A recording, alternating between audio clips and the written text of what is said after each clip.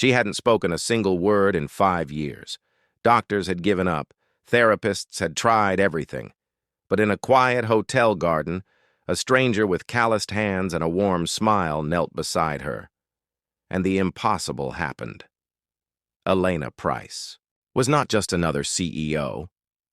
She was the kind of woman whose name opened doors and whose signature sealed billion-dollar deals.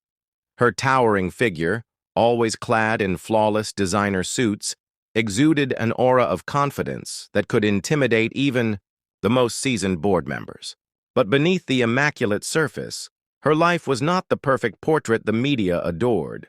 There was a fracture in her heart. Her 7-year-old daughter, Ava, had not spoken a single word since she was 2. The silence had started one rainy night when Elena's husband, David, was killed in a car accident on his way to pick up a surprise gift for her birthday. Ava had been strapped in the back seat during the accident. She survived without a scratch on her body, but something in her had broken. At first, doctors had assured Elena it was temporary.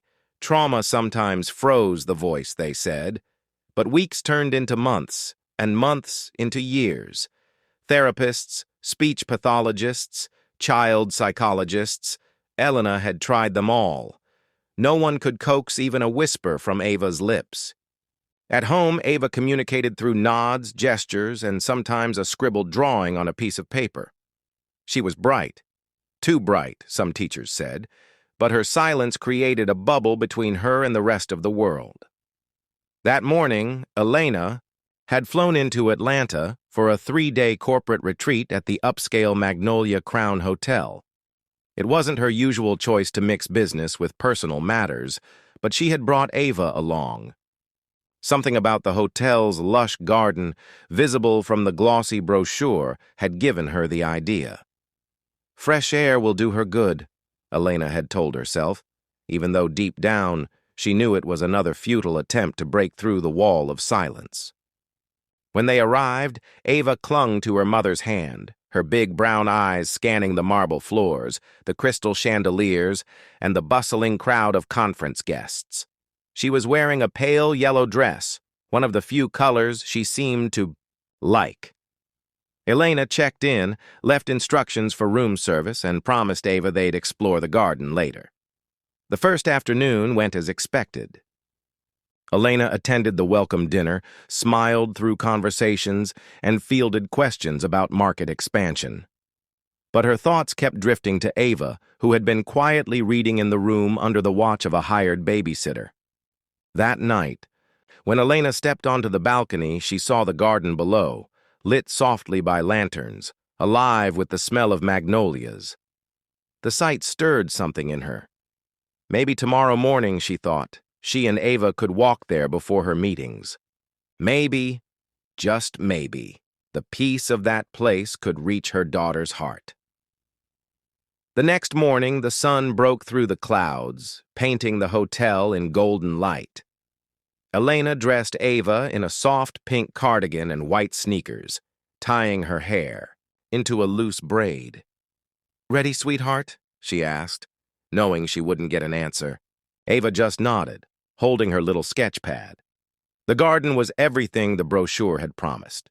Cobblestone paths wound through beds of roses and hydrangeas, and a gentle fountain murmured in the center. Birds hopped between the hedges there, songs threading through the air. Elena guided Ava to a bench near the fountain, hoping the tranquility might coax some reaction from her. "Do you like it here?" Elena asked softly. Ava tilted her head, gazing at a butterfly that danced past. She didn't smile, but her eyes followed its path until it disappeared into the trees. Elena sighed. "One day, Ava, one day, I'll hear your voice again." She was startled when a shadow fell across the bench. A woman in a crisp maid's uniform stood a few feet away, holding a basket of freshly cut flowers.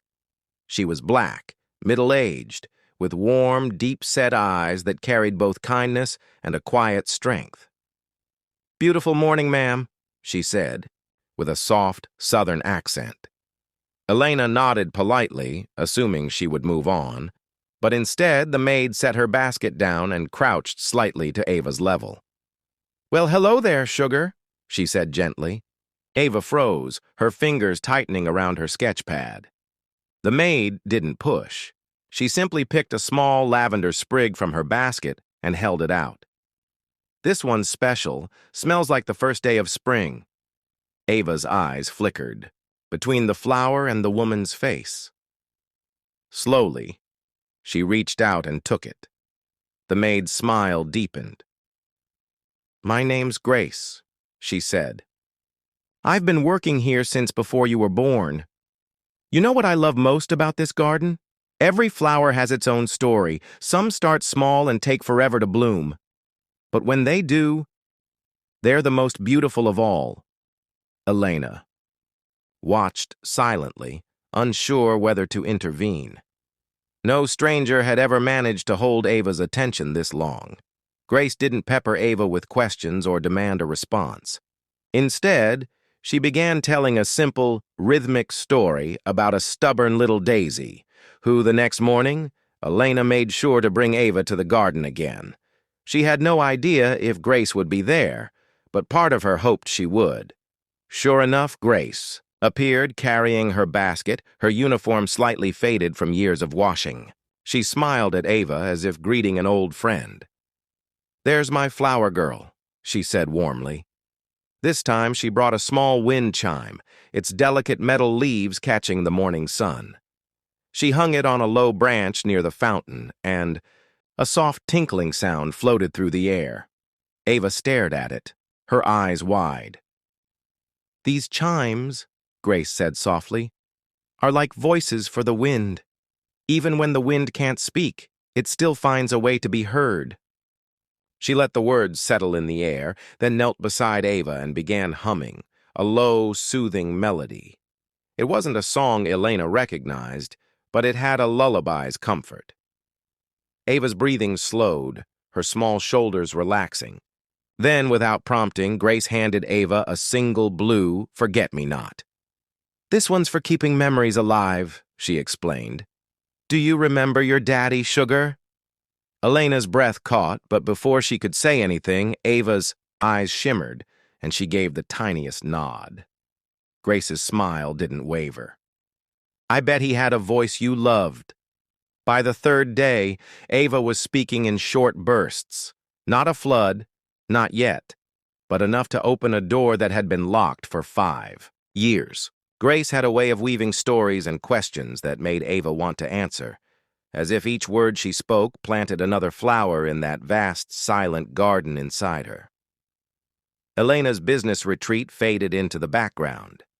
She canceled her afternoon meetings, choosing instead to sit with Grace and Ava among the roses. She learned that Grace had once been a music teacher before life took a hard turn. Her husband had fallen ill, and she had taken the hotel job to cover medical bills. "Sometimes," Grace said, "life takes away the big things we dream of, but it leaves little moments we never saw coming.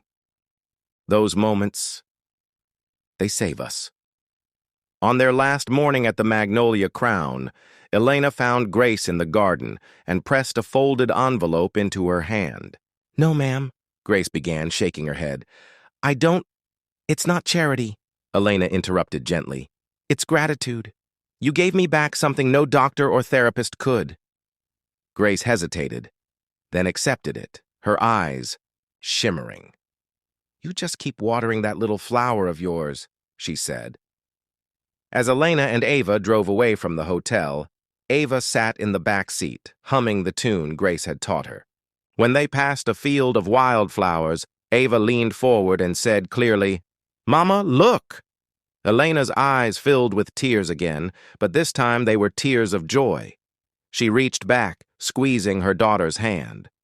"I see, sweetheart," she whispered. "I hear you."